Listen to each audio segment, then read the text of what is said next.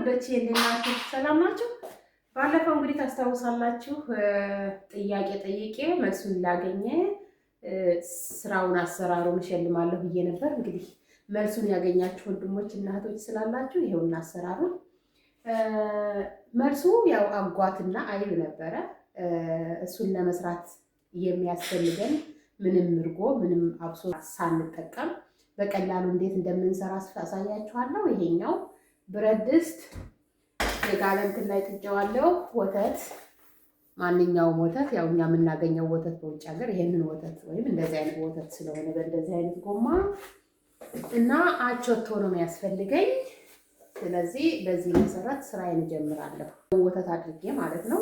ይሄንን የሚያክል ወተት ነው ያደረኩበት። ጥጄዋለሁ። ልክ ወደ መፍላት ደረጃ ሲደርስ በደንብም ሳይፈላ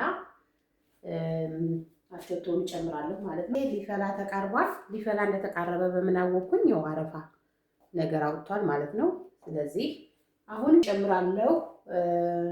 እናንተ ግን ሎሚ ወይም አቾቶ አንዱን መጠቀም ትችላላችሁ። በክዳኑ 2 ነው የምጨምረው። አማስለዋለሁ።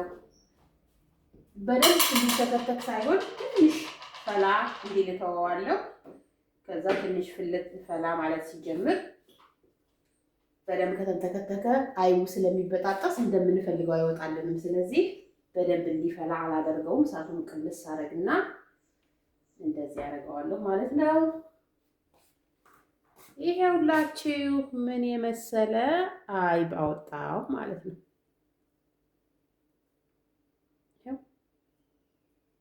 ይሄ ነው እንግዲህ በቀላሉ አይብን እንደዚህ ሰርተን መጠቀም ቤት እንችላለን ማለት ነው።